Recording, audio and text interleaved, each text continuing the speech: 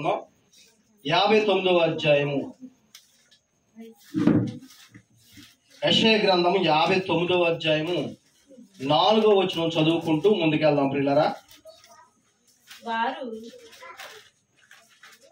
చదువుకుంటూ ముందుకెళ్దాం. వారు మీడినాగు గుడ్లను పొదుగుదురు. 4వ వచనం నుంచి చదువుతాం అమ్మా. నీతిని బట్టి ఎవరు సాక్ష్యము పలుకును? సత్యమును బట్టి ఎవరు వ్యాజ్యమాడును?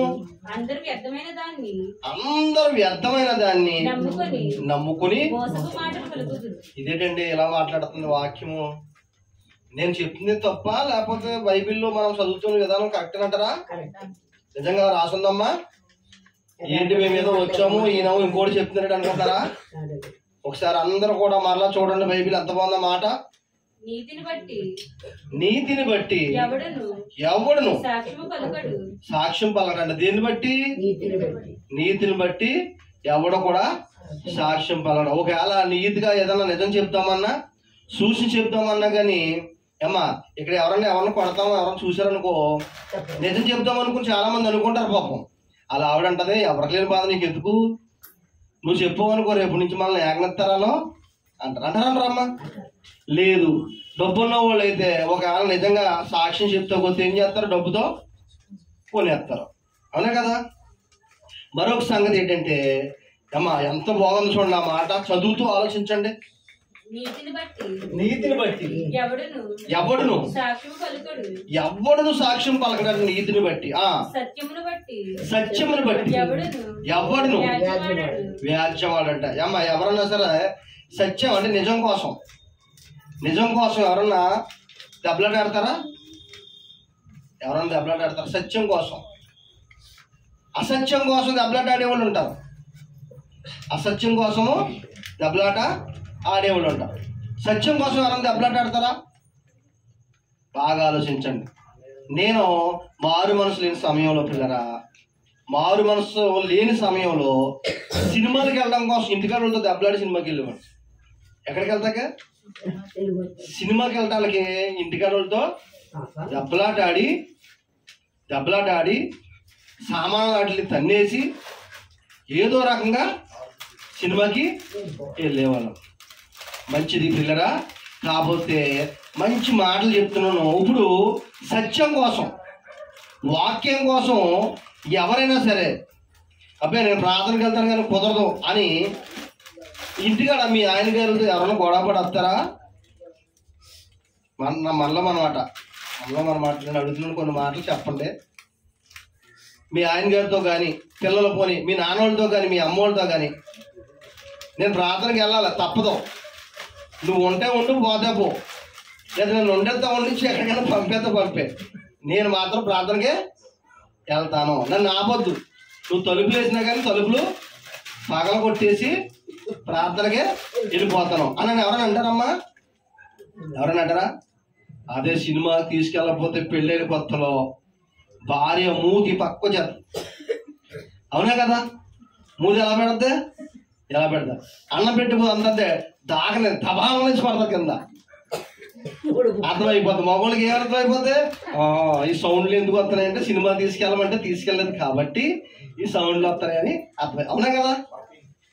ఎక్కడికైనా బయటికి షాపింగ్ తీసుకెళ్ళాలి లేదా అలాగా బీచ్కి తీసుకెళ్ళాలి అని ముందుగా అనుకున్నాం అనుకోండి, ఒక గంటలో ఏమంటాడు ఫోన్ చేసి వచ్చేద్దానమ్మా బయలుదేరి అంటాడు. సపోజ్ భార్య ఏమంటాడు, బీచ్కి వెళ్దాం సరదాగా నేను బయటకు తీసుకెళ్తాను షాపింగ్కి, చక్కగా చెవులీలు గట్ట ముక్కు పుడకలు గట్ట కొనుక్కుంది కానీ రెడీగా ఉండి వస్తా అలాగా సరదాగా తిరిగి వద్దాం, హోటల్కి వెళ్ళి టిఫిన్ చేద్దాం అని చెప్పి ప్లాన్ చేసుకున్నాక ఒక గంట ముందు ఏదైనా పని తగిలి బయటికి వెళ్ళి ఆయన మొత్తం లేట్ అయింది అనుకో, మీరు ఫోన్ చేస్తారు కదా, ఫోన్ చేసినప్పుడు వచ్చేద్దానమ్మా అన్నారు అనుకో, వచ్చేద్దానన్నా వాడు 12 అయిపోయినా కానీ రాలేదనుకో ఎలా ఉంటుంది ఇంటికడ పరిస్థితి? ఎలా ఉంటుందమ్మా పరిస్థితి?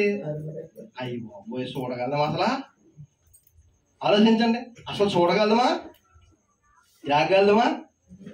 మంచోళ్ళు అయితే పాపం కొంతమంది మొహం పక్కెట్టుకుంటారు, కొంతమంది అయితే దాకలో కొండలో విసిరేస్తారు, అవునా కదా? ఈ బాధ పడలేక మగవాళ్ళు ఏం చేస్తారమ్మా? బతులు ఆడతారో ఏంటి జో కొడతారో, అవునా కదా? రేపు వద్దాన్ని ఇంకో మాట ఎత్తాడు. ఇదిగో ఈ మాట చూడండి, ఇప్పుడు నేను చెప్పిన దాన్ని దగ్గర పెట్టి ఈ మాట చూడండి ఎంత బాగుంటుందో. నీతిని బట్టి ఎవడును సాక్ష్యం పలకడు, సత్యాన్ని బట్టి ఎవడును వ్యాజ్యం ఆడటంట, దెబ్బలాట. దేని బట్టి అమ్మా? సత్యాన్ని బట్టి. దేని బట్టి? సత్యాన్ని బట్టి. సత్యం కోసం ఎవరు కూడా దెబ్బలాట ఆడరు. చూసి వాళ్ళు ఏం చేద్దంటే ఏదైనా వాకింగ్ కోసం ఎవరన్నా పాస్టర్ గారిని ఎవరైనా తిడుతున్నా కొడుతున్నా కొంతమంది చూసినా కానీ ఏం చేస్తారు, ఆపుదామని మనసులో ఉంటుంది. ఆపుదని మనసులో ఉన్నా కానీ మనకి ఎందుకు వచ్చిన గోడలు ఈ పోలీస్ కేసులు ఇవన్నీ ఎవరు పడతారు చెప్పి వెళ్ళిపోతారు పక్క నుంచి. వెళ్ళిపోతారు వెళ్ళరా? ఇంకా కిందకు వచ్చేటప్పుడు ఎంత మంచి మాట ఉన్నా చూడండి. అందరూ వ్యర్థమైన దాన్ని నమ్ముకొని మోసపు మాటలు పలుకుతూ ఉంటారంట. దేన్నంట? వ్యర్థమైందంటే ఏంటమ్మా? వ్యర్థమైంది ఏంటి? వ్యర్థమైంది ఏంటి? బాగా ఆలోచించాలి. 1000 రూపాయలు అమ్మా, 1000 రూపాయలు ఖర్చు పెట్టి సినిమాకి వెళ్ళి మధ్యాహ్నము సాయంత్రం కూడా చూసిస్తాం అనుకో, మనకి ఏమవుతుంది? బలం వస్తుందా? భార్యాభర్తలు మన సినిమాకి వెళ్ళారంట. సినిమాకి వెళ్ళి అమ్మా భార్య అక్కడ ఉండగానే, భర్త భార్య అక్కడ ఉండగానే, భార్య మరి టికెట్ల కోసం వెళ్ళదు, దేనికోసం వెళ్ళదు, జనాల్లోకి చాలా రద్దీగా ఉన్నారంట. కరెక్ట్గా హీరో వచ్చాడంటమ్మా ఆ సినిమా గడికి. ఏమైంది చెప్పాలి? చచ్చిపోయింది. ఏం జరిగింది అనుకున్నారు? తొక్కేసరికి కింద జనం ఏం చేయరమ్మా? తొక్కేశారు. హీరో వచ్చేసరికి ఆ సినిమా రిలీజ్ కాడ హీరో వచ్చేసరికి ఏం చేశారు జనాలు? తొక్కేశారు. హీరోయిన్ ఏమైంది? చూడటానికి వచ్చిన వాడు, సినిమా చూడటానికి వచ్చిన ఆవిడ చనిపోయింది. పిల్లోడు కొమ్ము గాయాలైంది. దేనికోసం ఇదంతా అమ్మ? దేనికోసం? వ్యర్థమైన దానికోసం పోరా. పనికొచ్చిందేనా అది? కుటుంబానికి, భార్య భర్తలకి, పిల్లలకి పనికొచ్చిందేనా? అంటే నేను ఎందుకు చెప్తున్నానంటే పిల్లరా, పనికి రాని దానికోసం ఎంతో పోరాటం చేస్తారు కానీ అమ్మా నేను చెప్పేది ప్రత్యేకంగా మీ అందరి కోసం ఎందుకు చెప్తున్నానంటే ఇవన్నీ మీకు రేపు గుర్తు రావాలి. దీనికోసం మనం పనికిరాని దానికోసం, వ్యర్థమైన దానికోసం కష్టపడతాం కానీ పనికొచ్చే విషయం కోసం ఒక అడుగు ముందుకు ఎందుకు వెళ్ళిపోతున్నాం అని ఆలోచించాలి. అవునా కదా? మీకే కదా చెమటలు, నాకు కూడా చెమటలు పట్టి చెత్త తడిసిపోయింది అమ్మా. మరి మనం లేని సంఘం, పేద సంఘం కాబట్టి మరి నన్ను ఏం ఇబ్బంది పెట్టి తిట్టుకోవద్దు.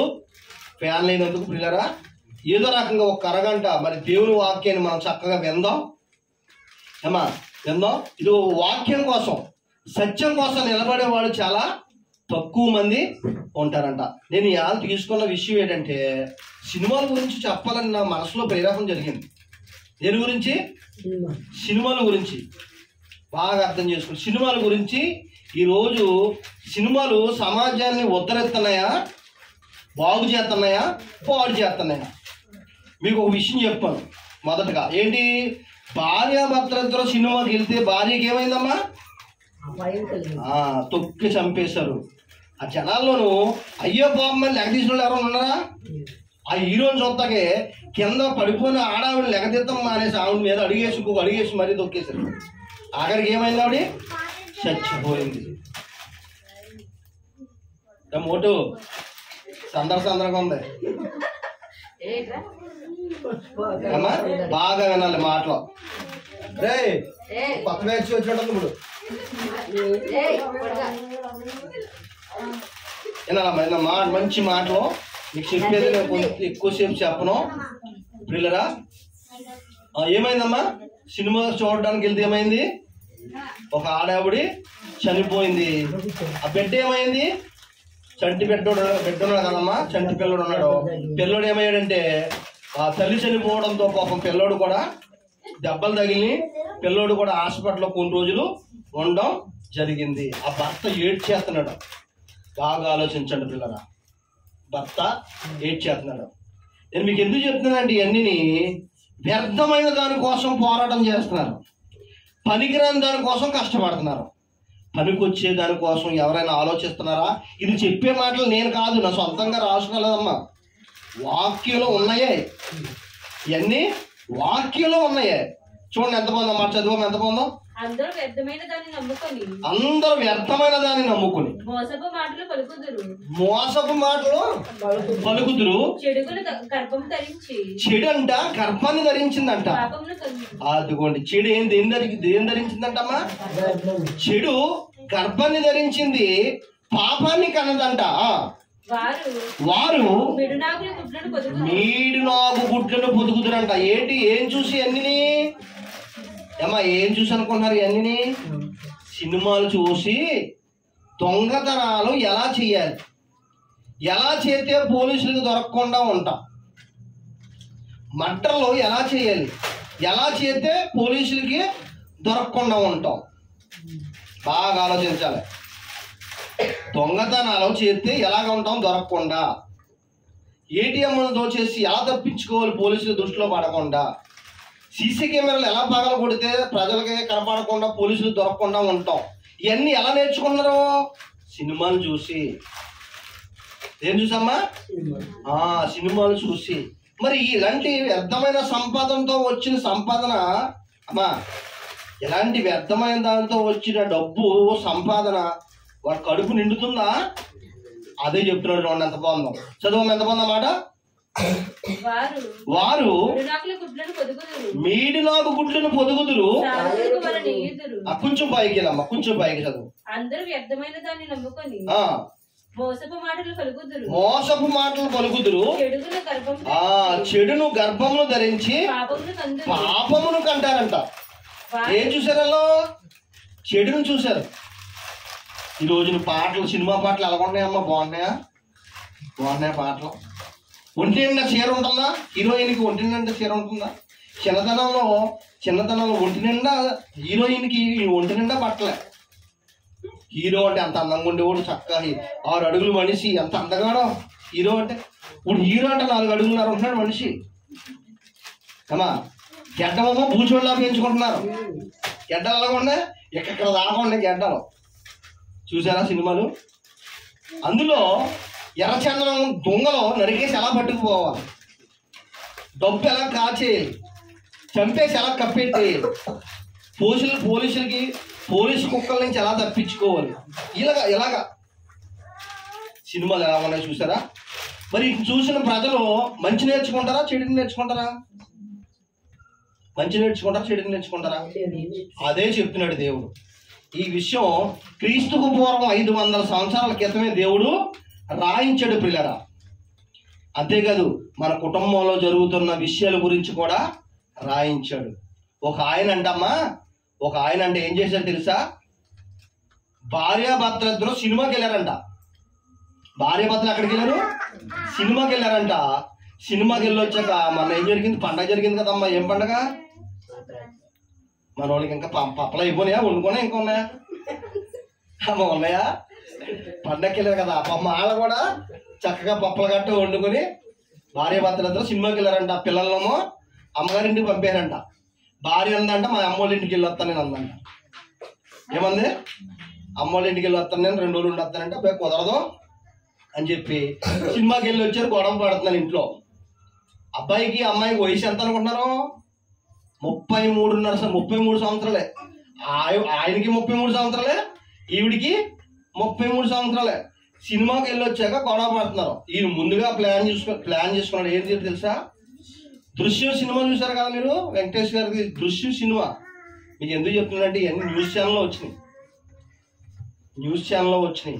ఆ సినిమా చూసి భార్యను ఎలా చంపాలి, ఎలా చంపితే పోలీసులు దొరకకుండా ఉంటాడో అని ఆలోచించుకుని ఒక కుక్కను చంపాడంట. కుక్కతో పాటు భార్యను చంపాడంట. చంపి ఏం చేశాడు తెలుసా?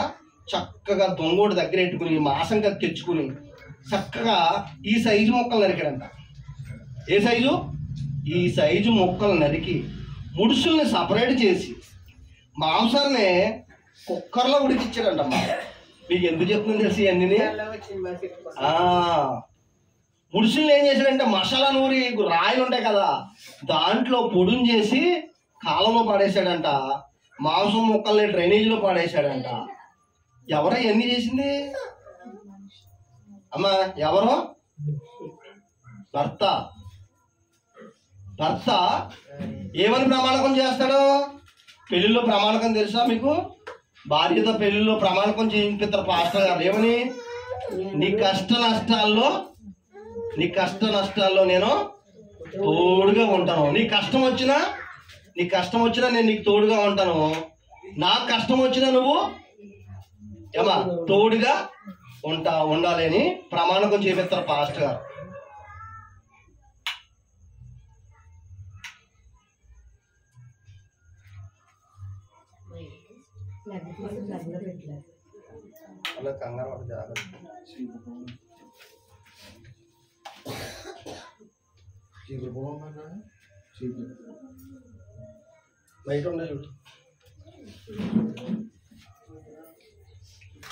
ఎవరు ఎన్ని చేసింది? ఎవరు అమ్మా? మాంసం తీసి కుక్కర్లో ఉడకబెట్టారంట. మనం మేఘమాసం తలకాయ ఉడకబెడతాం తెలుసు, అవునా? మేఘమాసం తలకాయ ఉడకబెడతాం తెలుసు. కానీ ఒక మాట నేను చదువుతున్నప్పుడు ఈ విషయాన్ని, వాక్యాన్ని చదివి ఈ విషయం విన్న వెంటనే నేను ఏడ్చేసాను పిల్లల. ఎందుకు ఏడ్చాను తెలుసా? మన బిడ్డల్ని ఏమ్మా మన బిడ్డల్ని ఎంత గారాభంగా చిన్నప్పటి నుంచి చూసుకుంటాం, అవునా కదా? మా పాప అంటే నాకు చాలా ఇష్టం, అవునా కదా? ఆడపిల్లంటే నాన్నకి అమ్మకి చాలా ఇష్టం. మగవాళ్ళు బయట తిరుగుతారు కాబట్టి ఎక్కువ ఆడపిల్లల్ని ఇష్టపడతాం. అంత ఇష్టం పెంచుకుని పిల్లల్ని చదివించి అమ్మా 30 సంవత్సరాల వయసు వచ్చేదాకా పిల్లకి ఏం కావాలో చూసి కంటికి రెప్పలాగా పిల్లను కాచుకుని ఒక చేతిలో పెట్టి మళ్ళీ ఆయన కట్నం ఇచ్చి, బాగా ఆలోచించండి, ఒక తల్లిదండ్రులుగా మనసుతో ఆలోచించండి. ఆ అయ్యకి కట్నం ఇచ్చి అప్పులు చేసి అమ్మ సారెట్టి ఇవన్నీ పెట్టి చేసి అతని చేతిలో పెట్టి చక్కగా పిల్లలిద్దరూ కూడా బాగా బ్రతుకుతారు కదా అనుకుంటే అమ్మా ఆఖరికి ముఖం చూడకుండా చంపేశాడంటే అసలు ఈ తల్లిదండ్రులకి గుండె కోత అసలు ఎలా ఉంటుందో ఆలోచించండి. అసలు నేను చూడగానే చూస్తుంటేనే నాకు నిజంగా ఏడుపు వచ్చేసింది. మనకే ఉన్నారు కదా కూతుళ్ళు, ఆలోచించండి. పిల్లని ముక్కలుగా నరికి అమ్మా కంటికి కనిపించకుండా పిల్లని ఆకారం చూపు చూసుకుని తల్లిదండ్రులు ఏడుతో కూడా లేకుండా మాయం చేశాడు. రిటైర్డ్ ఆర్మీ అంట, 33 సంవత్సరాలకే ఇంత దారుణంగా ఆలోచించాడంటే అసలు మనిషా రాక్షసుడా? ఆలోచించండి. మళ్ళీ చిన్న పిల్లలు ఉన్నారంట. ఎంత దారుణమండి అసలు. సమాజం అసలు ఏం ఆలోచిస్తుంది? పోలీసులు అడుగుతుంటే ఏం చెప్తున్నాడు తెలుసా? దృశ్యం సినిమా చూశాను, సాక్ష్యం లేకుండా చేద్దాం అనుకున్నాను, కానీ మీకు దొరికిపోయింది చెప్తున్నాడు. డైరెక్ట్ ఒప్పేసుకున్నాడు, అతనే ఒప్పేసుకున్నాడు. పడితే ఉరి శిక్ష కానీ లేకపోతే 20 సంవత్సరాలు జైలు శిక్ష కానీ పడద్దంట. ఆలోచించండి. ఇటు ఇతను ఈవిని చంపేశాడు, అతని బతుకు అతనికి కూడా జైలు పాలు అయిపోయింది. మరి పిల్లల పరిస్థితి ఏంటి? ఏం సాధించారు? బాగా ఏం సాధించారు అసలు? భార్యాభర్తలు గొడవ పడితే ఇష్టం లేకపోతే వదిలేయచ్చు కదా, అంతే కదా? ఎంత దారుణం అండి. ఇప్పుడు వరకు అలాంటి విషయం మనం విన్నాం అసలు? నేను అది చూసినప్పుడు, ఆ వీడియో చూస్తున్నప్పుడు, ఆ ఛానల్లో ఆ వీడియో చూస్తున్నప్పుడు నాకు నిజంగా గుండె తరుక్కుపోయింది. మనకే ఉన్నారు కదా బిడ్డలు. మా పిల్లల్ని హాస్టల్లో తీసుకెళ్ళి దింపేసి వచ్చేస్తుంటే మా పిల్లలు అలా దిగులుగా చూస్తుంటే వెనక్కి వెళ్ళిపోయి ఏడ్చేసేవాడిని. 2 రోజులు మా చిన్నపిల్లల నుంచి హాస్టల్లో మా పిల్లలు వదిలి ఉండలేక నేను ఒక్కదాన్నే. మా చిన్నోడు 2 రోజులు 3 రోజులు హాస్టల్లో ఉన్నాడు. వారానికి వెళ్ళిపోవాడు మా పిల్లల్ని చూస్తాను నేను. మా పిల్లలు వదిలేస్తాం, వస్తాం ఏడుస్తాం వస్తాం. మరి అందరూ బిడ్డలు అటువంటి కదమ్మా. ఆలోచించండి. గుండె తరుక్కుపోయిందమ్మా నిజంగా ఈ విషయం వినగానే. ఆ వాక్యం చదువుతుంటే నాకు అర్థమైంది ఏంటంటే పిల్లరా, మనం ప్రమాణకం చేస్తారు, పెళ్ళిళ్ళకి ప్రమాణకం చేయిస్తారు, పంచభూతాల సాక్షిగా ప్రమాణకం చేయిస్తారు. ఒక చేతిలో పెట్టేటప్పుడు భార్యకి కష్టం వచ్చినా కన్నీళ్ళు వచ్చినా నువ్వు తోడుగా ఉంటావా అంటే నేను ఉంటానండి అంటాడు. అలాగే భర్త కష్టం వచ్చినా కన్నీళ్ళు వచ్చినా భార్య తోడుగా ఉంటావా అంటే ఉంటానని ప్రమాణకం చేయించినప్పుడు ఇవన్నీ పక్కన పెట్టేసి మర్చిపోయి మనిషి గుండె దుర్మార్గుడు గుండెగా మారిపోయింది, రాక్షసులుగా మారిపోయింది, దెయ్యాల ఉలుక్కుపడేలా మనుషులు మారిపోయారు. ఆలోచించండి పిల్లరా, ఎంత దారుణం ఆలోచించండి. మేకా గ్రంథం ఒక అద్భుతమైన మాట దేవుని గ్రంథంలో చదువుకుందాం. మేకా గ్రంథం 7వ అధ్యాయం 5, 6 వచనం. స్నేహితుని యందు దేవుడు చెప్తున్న మాట, నా ప్రాణ స్నేహితుడు, నా బెస్ట్ ఫ్రెండ్ అంటావు కదా, అలాంటి వాళ్ళు ఎవరిని నమ్మొద్దు.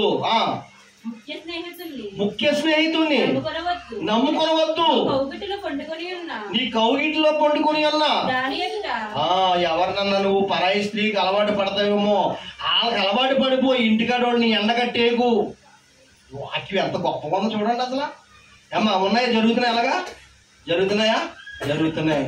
ఇంట్లో భార్య పిల్లలు ఉండగా మరొక ఆవిడతో అక్రమ సంబంధం పెట్టుకుని ఆవిడతో ఉండి ఇంటికాడ వాళ్ళకి అసలు పెళ్లి చేసుకున్న భార్యకి పిల్లలకి మరి భోజనం లేకుండా చేసేవాళ్ళు ఎంతో మంది నేను చూశాను. ప్రియులారా, వాక్యం చూడండి ఎంత బాగా చెప్తుందో. చదవమ్మా. నమ్ముకొనవద్దు. నీ కౌగిటిలో పండుకొని ఉన్న దాని ఎదుట నీ పెదవుల ద్వారములను కాపు పెట్టుకో. రహస్యాలు ఏం చెప్పొద్దు అలాంటి వాళ్ళతో. కుమారుడు అదిగోండి పిల్లరా, చూసారా వాక్యం ఏం చెప్తుంది చూసారా? కుమారుడు అంటండి తండ్రిని ఏం చేస్తాడంట? నిర్లక్ష్యం చేస్తున్నారంట పిల్లరా. మొన్న హైదరాబాద్ లో ముసలాయన అతనికి షుగర్ బీపీ పిల్లలు తేలేక అతన్ని పోషించలేక హాస్పిటల్ తీసుకెళ్తానని చెప్పి తీసుకెళ్లి సెంటర్లో వదిలేసి కొడుకు ఏం చేశాడు అనుకున్నారు? ఇంటికి వెళ్ళిపోయాడు. ఎక్కడ వదిలేసమ్మా? మంచి రద్దీగా ట్రాఫిక్ ఎక్కడైతే ఉంటుందో అక్కడ తీసుకెళ్లి తండ్రిని వదిలేసి కుమారుడు వెళ్ళిపోయాడు. పిల్లరా అమ్మ బాగా వినాలి నా మాట. ఏం చేశాడు చెప్పండి తక్కువ నేను అడుగుతాను. ఇప్పుడు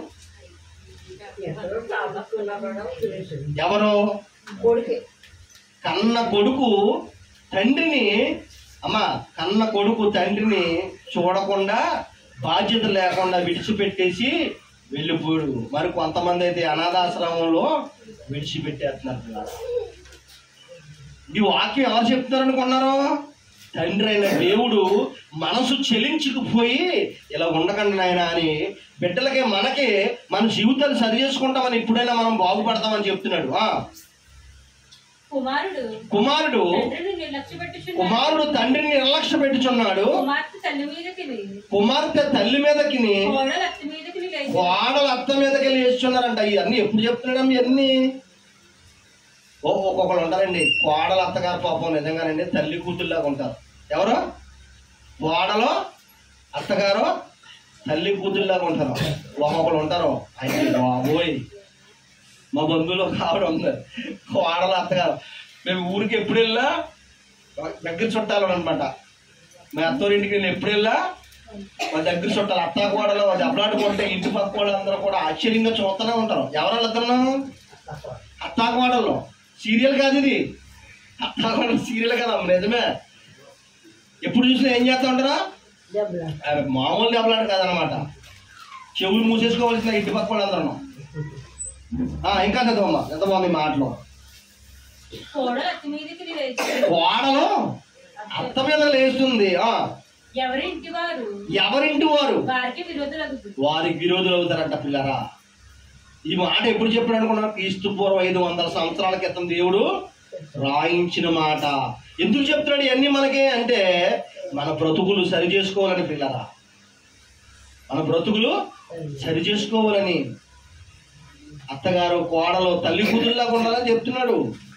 అమ్మా భార్య భర్తలు ఇద్దరు చక్కగా అన్యోన్యంగా ప్రేమ కలిగి మీరు బ్రతుకుతూ మీ బిడ్డల్ని దేవుని కోసం పెంచాలని చెప్తున్నాడు దేవుడు. ఈ మాటలండి సమాజంలో ఎక్కడ వినిపించం మీకు. ఈ మాటలో సమాజంలో ఎక్కడ మీకు వినిపించం. ఎక్కడ వినిపిస్తాయంటే దేవుని వాక్యం దగ్గర ఇలాంటి మాటలు మీకు మరి సేవకులు బోధిస్తారు పిల్లరా. ఇలాంటి మాటలు ఎక్కడ రాసి ఉంటాయి? బైబిల్ గ్రంథంలో దేవుడు మన కోసం రాయించాడు. మన బ్రతుకులు సరిచేసుకోవడానికి దేవుడు మన కోసం రాయించాడు పిల్లరా. అత్తా కోడలు ఎలా ఉండాలంట? తల్లి కూతురులాగా ఉండాలంట పిల్లరా. తండ్రిని నిర్లక్ష్య పెట్టద్దు, రోడ్డు మీద విడిచిపెట్టద్దు, బాధ్యతగా చూడమని దేవుడు చెప్తున్నాడు మనకే. మన గుండెల్లో నొచ్చుకుని మనం బాధపడాలని కాదు ఈ మాటలు మనకు చెప్పేది. మన బ్రతుకుల్ని సరి చేసుకోవాలని చెప్తుంది వాక్యం పిల్లరా. మన బ్రతుకులు ఏం చేయాలమ్మా? సరి చేసుకోవాలి. ఈ రోజు మా నాన్నని నేను వదిలేసాను అనుకో, రేపు పొద్దున మా పిల్లలు నన్ను వదిలేస్తారా చూస్తారమ్మా? ఎవరైనా ఒకటే కదా. వాడికి విరోధం అయిపోయారంట. ఇంకా నేను చెప్పాను కదా, సొంత భార్య ఏమా ఏ బాధ వచ్చినా మనకు పెళ్ళయిన తర్వాత, పెళ్ళి అవ్వక ముందు అయితేనేమో తల్లిదండ్రులు చెప్పుకుంటాం. పెళ్ళయిన తర్వాత భార్య ఎవరికి చెప్తుంది? ఏ బాధ వచ్చినా ఏ సమస్య వచ్చినా భర్తకే చెప్పుకుంటాం.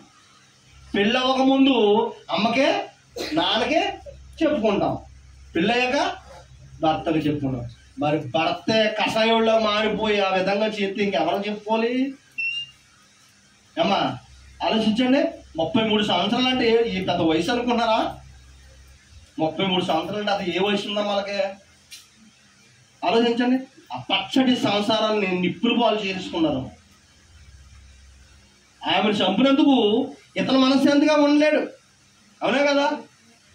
ఇతన్ని జైలు వదిలేస్తారా? పోలీసులు వదిలేస్తారా? తీసుకెళ్ళి జైల్లో వేస్తారు. పిల్లలు పుట్టిన పిల్లలు రోడ్డు మీద పడిపోతారు కదమ్మా పాపం. ఆలోచించండి. ఇవన్నీ ఎందుకు జరిగినాయి? బాగా ఆలోచించి ఎందుకు జరిగినాయి? దృశ్యం సినిమా చూసి ఇలా చేశాడంట చెప్తున్నాను డైరెక్ట్గా. అంటే ఇలా సినిమాల వల్ల మంచి జరుగుతుందా చెడు జరుగుతుందా? ఆలోచించండి పిల్లరా. నేను చెప్తున్నాను బాధ తెచ్చుకోవద్దు. ఇదిగో నేను చెప్తున్న మాటలు కదమ్మ, ఈ వాక్యం దేవుడు మన బ్రతుకులను సరి చేసుకోవాలని రాశాడు. ప్రతి ఓడిని నమ్మేయద్దు అమ్మా. ఏం చేయాలి? ప్రతి ఓడిని నమ్మేయద్దు. కట్నం ఇచ్చాం కదా మంచోడు కదా అనుకోకండి. పూర్వ రోజుల్లో పెళ్ళిళ్ళు చేయాలంట 6 తరాల మంచోళ్ళు కాదని పెద్దలు వెళ్ళి నెతికి చేసేవారంట. ఇవాళ మన వాళ్ళు అసలు అవకాశం చాలా మంది ఎత్తలేదు. పెద్దలకు అవకాశం ఇస్తున్నారా? వీళ్ళని ఎతికేసుకుంటారు. ఆడు తీసుకెళ్ళి ఏం చేస్తాడో పోయిన లేదు, ముంచుతాడో తేలుతాడో పోయిన లేదు, అవునా కదా? ఇవన్నీ దేవుడు ముందుగా మనకి ఎందుకు చెప్తున్నాడంటే జాగ్రత్త చెప్తున్నాడు అనుకోండి పిల్లరా.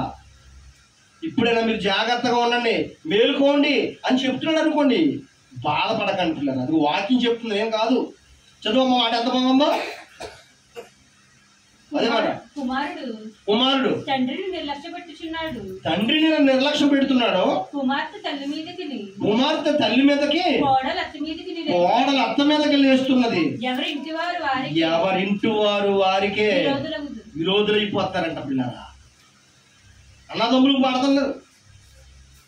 ఆడి కర్ర చేతి ఈడి కత్తి తీసేస్తున్నాడు, అవునా కదా? ఎవరో ఒక అమ్మకు పుట్టిన సొంత రక్త సంబంధికులు. ఇగో ఇలాంటి మాటలు దేవుని సన్నిధిలో దేవుని సేవకులు చెప్తున్న మాటలు అంటే ప్రియులరా, వారి బ్రతుకులు మారుతాయి. వారి హృదయంలో ఈ మాటలు పెట్టుకుని అన్నదమ్ములిద్దరు అనుబంధంగా ఉండి భార్యాభర్తలిద్దరూ కూడా చక్కగా కలిసిమెలిసి బ్రతికితే అమ్మా దేశీ లేకుంటాయి, అవునా కదా? దేవుని యందు భయభక్తులు కలిగిన కుటుంబాలు, క్రైస్తవ కుటుంబాలు పిల్లరా, క్రైస్తవ కుటుంబాలు ఎవరైతే వాక్యంలో కట్టబడి ఉంటారో వారు దేవుని యందు భయభక్తులు కలిగి ఉంటారు. వారి జీవితాల్లో వాక్యం ఉంటుంది కాబట్టి, ఈ మాటలు ఉంటాయి కాబట్టి తప్పు చేయాలంటే ఏమవుతుంది? భయం వేస్తుంది పిల్లరా, అవునా కదా?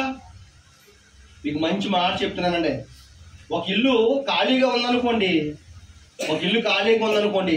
ఆ ఇంట్లోకి ముందు జాయిగా పిల్లులు చేరతాయి. పిల్లులు చేరి పిల్లలు పెట్టేస్తాయి. కుక్కలు చేరతాయి, పంది కుక్కలు చేరతాయి, ఎలకలు చేరతాయి, తర్వాత పాములు చేరతాయి. ఆ ఇంట్లోకి ఏమా ఇవి ఉంటాయి కదా సాయిల్ పురుగులు వెళ్ళి ఇల్లంతా గూళ్ళు పెట్టేసుకుని మొత్తం వదిలేస్తాయి. ఇల్లంతా ఏమైపోద్ది? పాడు చేసేద్ది, అవునా కదా? అలాగా ఈ దేవుని ఆలయంలో దేవుడు లేకపోతే ఇదంతా ఎలా ఉండదు తెలుసా అమ్మా? శ్మశానంలా మారిపోద్ది. దెయ్యాలు నివసించే బంగ్లాలకు మారిపోద్ది. ఇల్లు ఖాళీగా ఉంటే పాడడుపుని ఇల్లులాగా కుక్కలు పందులు ఎలాగైతే చేరిపోతాయో ఏమా, పందు కుక్కలు గట్ట ఎలా చేరిపోయి పిల్లలు పెట్టి పాడు చేసేది ఇల్లంతా, అలాగా ఈ దేవునికి ఆలయంగా చెయ్యకపోతే, ఈ హృదయంలో దేవుడు లేకపోతే పిల్లరా ఈ దేహం అంతా ఏమైపోతే పాడైపోద్ది పిల్లరా. సాయిలు పురుగులు గూళ్ళు పెట్టేసుకుంటాయి. వాక్యం కావాలి శుభ్రం చేయడానికి. వాక్యం హృదయంలోకి వెళ్తే శుభ్రం అవుతుంది పిల్లరా. యెషయా గ్రంథం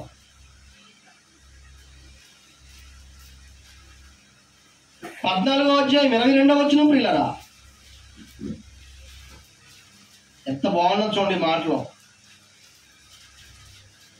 22వ వచనం,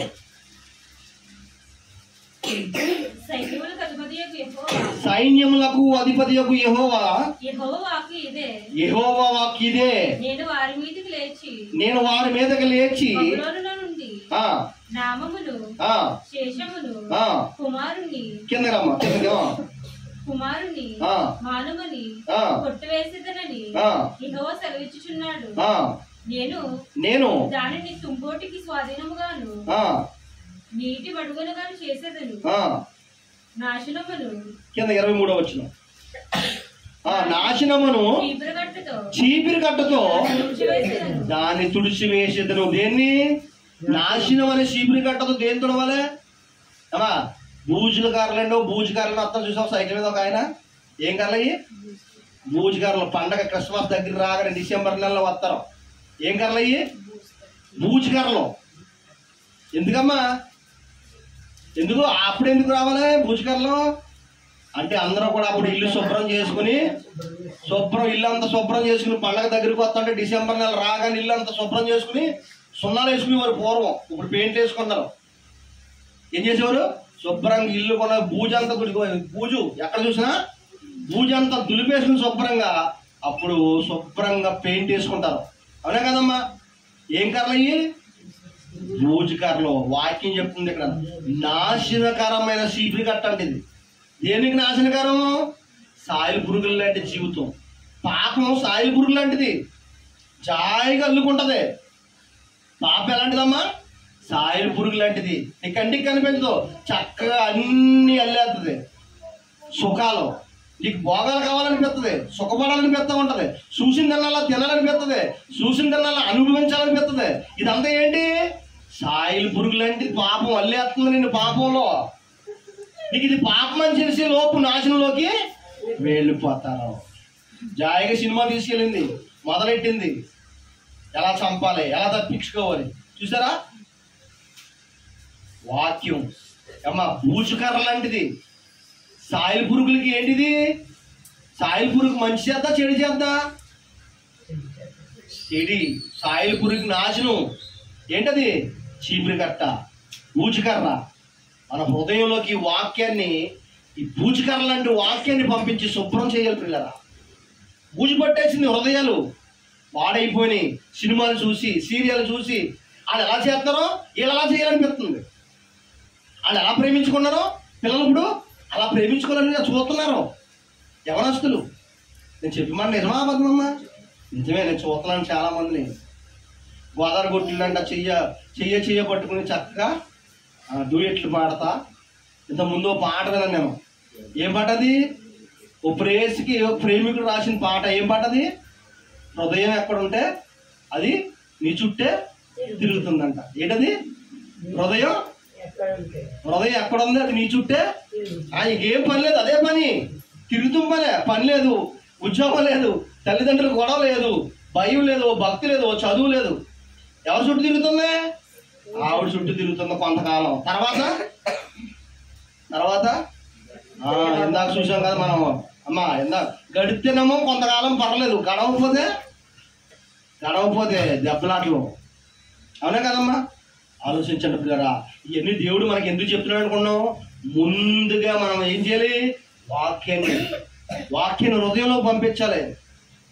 ఇల్లు అంతా చిరాగా అయిపోతే ఏం చేస్తాం? శుభ్రంగా చీపిరి గడ్డతో తుడిచేస్తాం. ఇల్లంతా బూజు పెడతా శుభ్రంగా చీపిరి గడ్డతో బూజుకర్రతో తుడిచేస్తాం. అలాంటిది వాక్యం. ఇప్పుడైనా దేవుడు మనం మేలుకోవాలని పిల్లరా, మనం బాగుపడాలని, మన దేవుల్లో సరవ్వాలని ఈ వాక్యాలతో ముందుగా మనల్ని కళ్ళు తెరిపిస్తున్నాడు దేవుడు. వాక్యాలు దేనికమ్మయ్యే? మన కళ్ళు తెరుచుకోవాలని. ఇప్పటికైనా జాగ్రత్త పడాలని అమ్మా. ఇప్పటికైనా మనం జాగ్రత్త పడాలి. ఆలోచించండి పిల్లరా. హృదయంలో దేవుని వాక్యం పెట్టుకోవాలి. ఎక్కడ పెట్టుకోవాలి? హృదయంలో దేవుని వాక్యాన్ని పెట్టుకోవాలి. ఎబ్రీ పత్రిక 12వ అధ్యాయము 2వ వచనం ముగించుకుందాం పిల్లరా.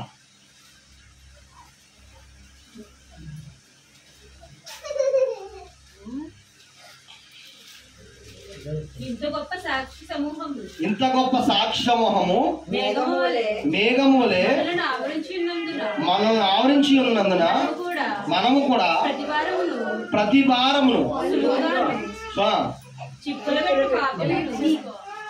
చదువు సులువుగా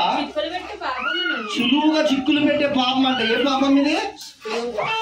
సులువుగా చిక్కులు పెట్టేద్దండి పాపం. పాపం ఎలా పెడతా చిక్కులు? సాలి పురుగు కంటికి కనిపించకుండా ఎలాగైతే అల్లుకుపోద్దో అలాగా సులువుగా చిక్కులు పెట్టేద్దంట. ఇది పెద్ద పాపమే కాదనిపిస్తుందంట మనకి. ఇది పెద్ద పాపమా, మేము ఎవరినైనా చంపామా, మేము ఏమన్నా దొంగతనం చేసామా అనుకుంటారు. కానీ సినిమా చూస్తే పాపం కాదనుకుంటారు చాలా మంది. ఏం కాదనుకుంటారు? అది జాయిగా హృదయంలోకి వెళ్ళి ఏం చేస్తే మనిషి జీవితాన్ని పాడు చేసేద్దు పిల్లరా. సులువుగా చిక్కులు పెట్టే పాపాన్ని విడిచిపెట్టి విశ్వాసమునకు కర్తయు. అదిగోండి ప్రియరా, విశ్వాసమునకు కర్త ఎవరు? బాగా ఆలోచించారు. విశ్వాసమునకు కర్త ఎవరమ్మా? యేసుక్రీస్తు ప్రభు వారు. ఎవరైనా విశ్వాసం ఉంచాలి మనం? యేసుక్రీస్తు ప్రభు యందు విశ్వాసం ఉంచాలి. సులువుగా చిక్కులు పెట్టే పాపాన్ని ఏం చేయాలంట? పాపం ఎలా పెడతంట? సులువుగా తేలిగ్గా చిక్కులు పెట్టేద్దంట. సులువుగా తేలిగ్గా చిక్కులు పెట్టే పాపాన్ని ఏం చేయాలి? ముందుగా పచ్చికట్టి మనం విడిచిపెట్టేయాలి. ఇందా చెప్ప మొట్టమొదటిగా అసత్యం కోసం పోరాడే వాళ్ళు ఉంటారు అమ్మా. అసత్యం కోసం పోరాడే వాళ్ళు ఉంటారు. సత్యం కోసం పోరాడి నిలబడే వాళ్ళు ఉంటారా? ఉంటారండి. అబద్ధం కోసం పోరాడతారు, సత్యం కోసం నిలబడే వాళ్ళు ఉండరు. ఇదిగో విశ్వాసమున కర్త. నీలో పాపం లేకపోతే నువ్వు నిజంగా సత్యాన్ని నిలబడతావు. సులువుగా చిక్కులు పెట్టే పాపాన్ని ఏం చేయాలంట? విడిచిపెట్టి విశ్వాసమునకు కర్తైన యేసుక్రీస్తు ప్రభు వైపు చూడాలంట. మళ్ళీ ఏముండాలంట? విశ్వాసం ఉండాలి. ఏముండాలమ్మా? విశ్వాసం ఉండాలి. విన్న మాట ఒక్కటైనా సరే మీ హృదయంలోకి వెళ్ళాలి. నా తపన ఏమీ కాదు పిల్లరా. నేను ఏదో సంపాదించాలనో, నేను ఏదో మేళ్ళ కట్టిలను మిద్దులు కట్టిన నా ఆలోచన కాదు. ఒక్కరికైనా వాక్యాన్ని ఎక్కించాలి. వారి హృదయంలో వాక్యాన్ని నింపాలి. విత్తనాలు లాంటి ఈ వాక్యాన్ని, హృదయం భూమి లాంటిది పిల్లరా, ఈ వాక్యాన్ని వారి హృదయంలో నాటాలి. సులువుగా చిక్కులు పెట్టే పాపాన్ని విడిచిపెట్టి చదవమ్మా. సులువుగా చిక్కులు పెట్టు పాపమును విడిచిపెట్టి విశ్వాసమునకు కర్తయు దానిని కొనసాగించువాడైనా యేసు వైపు చూడుడి. మన ఎదుట ఉంచబడిన పందెం ఉన్నదంటండి అమ్మా. యేసుక్రీస్తు ప్రభు వారు మచ్చలేని మహానీయుడండి. ప్రభు ఏమిటైనా పాపం చేశాడమ్మా? ప్రభులు ఏమైనా తప్పు ఉందా? నాలో పాపం అన్నది ఎవరు స్థాపించగలరు? రమ్మన్నాడు ప్రభు. మచ్చలేని మహనీయుడు అండి, పాపం లేని మహనీయుడు. ఆయనలాగా బ్రతకాలని యేసు వైపు చూడమంటున్నాడు. ఎవరి వైపు? యేసు వైపు చూడమంటున్నాడు. కష్టం వచ్చినా, కన్నీళ్ళు వచ్చినా తప్పు చేయకుండా, పాపం చేయకుండా యేసు వైపు చూడు. ఆయన ఎలాగా తప్పు లేకుండా బ్రతికాడు, పాపం లేకుండా బ్రతికాడో ఆయన చూస్తూ ముందుకెళ్ళని చెప్తున్నాడు. విశ్వాసంగా ఉండు. నీ ముందు పందెం ఉంది. ఏంటా పందెం అంటే, నీ ముందు సాలి పురుగు లాంటి పాపం అల్లుకుపోయింది. నీకు అది పాపం అనిపించదు. నీ స్నేహితులు తీసుకెళ్తున్నా, నీ ఫ్రెండ్స్ తీసుకెళ్తున్నా, నీకు అది పాపం అనిపించదు. అందుకే దాని వైపుకే చూడకు. విశ్వాసమైన కర్త అయిన యేసుక్రీస్తు ప్రభు వైపు చూడు. వాక్యాన్ని చూడు. నీ గుండెల్లో వాక్యాన్ని నింపు. క్రీస్తు మీద విశ్వాసం ఉంచు. నువ్వు నీ ముందున్న పందెంలో నువ్వు గెలుస్తావు. ఈ భూమి మీద ఈ పందెం గెలితే నువ్వు పరలోకానికి ప్రభువు తీసుకుపోతాడు పిల్లరా. ఈ పాపాన్ని దాటుకోవాలని నీకు ముందుగా దేవుడు ఈ మాటలతో హెచ్చరిస్తున్నాడు నిన్ను. నీ జీవితాన్ని సరి చేసుకుంటామని నీకు ముందుగా ప్రభు ఈ మాటలు చెప్తాడు పిల్లరా. మన జీవితంలో పాపల ఊబిలో కూలిపోకుండా ఉండడం కోసం ముందుగా మనకి మాటలో చెప్తున్నాడు. మన హృదయంలో శుభ్రం చేసుకుని, పాడైపోయిన హృదయాన్ని శుభ్రం చేసుకుని వాక్యంతో ఇప్పటికైనా మనం నింపుకుంటే, యేసు వైపు విశ్వాసంగా మనం ఉంటే పరలోక రాజ్యానికి వెళ్తాం పిల్లరా. మన బ్రతుకులు బాగుంటాయి, మన కుటుంబాలు బాగుంటాయి, మన తల్లిదండ్రులు మనం గౌరవిస్తాం, మన బిడ్డలు మనల్ని గౌరవిస్తారు, కుటుంబాలు బాగుంటాయి. భార్యాభర్తలు ఇద్దరు మధ్యన ప్రేమ ఉంటుంది. భార్యాభర్త ఇద్దరు కూడా వాక్యంలో ఉంటే ప్రేమగా ఉంటారు. దెబ్బలాటలు ఎందుకు ఉంటాయి? ఆలోచించండి పిల్లరా. భార్యాభర్తలు ఇద్దరు ప్రేమగా ఉండాలి, వాక్యంలో ఉండాలి. పిల్లల దేవుళ్ళలో పెంచండి, వాక్యంలో పెంచండి. మన బిడ్డలను దేవుళ్ళో వాక్యంలో పెంచితే ముందు భావితరాల్లో మనం బిడ్డలు పెరిగా కొడితే మన ఇంటి పక్కన ఉన్న వాళ్ళకి కూడా మంచి జరుగుతుంది, సమాజానికి మంచి జరుగుతుంది. బిడ్డలు వాక్యంలో ఉంటే, మన బిడ్డలందరూ కూడా దేవుని యందు భయభక్తులతో ఉంటే మనము మన కుటుంబాలు దేవుళ్ళలో ఎదుగుతాం పిల్లరా. అది యేసుక్రీస్తు ప్రభు యందు విశ్వాసంగా ఉండాలి, పరలోక రాజ్యానికి సిద్ధపాటు కలిగి ఉండాలి పిల్లరా. అప్పుడు భార్యాభర్తల మధ్య ప్రేమ ఉంటుంది, తల్లిదండ్రుల మధ్య గౌరవం ఉంటుంది పిల్లరా. ఆలోచించండి, మన కుటుంబంలో మన హృదయాల్లో వాక్యం ఉండాలి, ప్రార్థన జీవితం ఉండాలి. చిన్న వాక్యం దేవుడు దీవించును గాక. ఆమె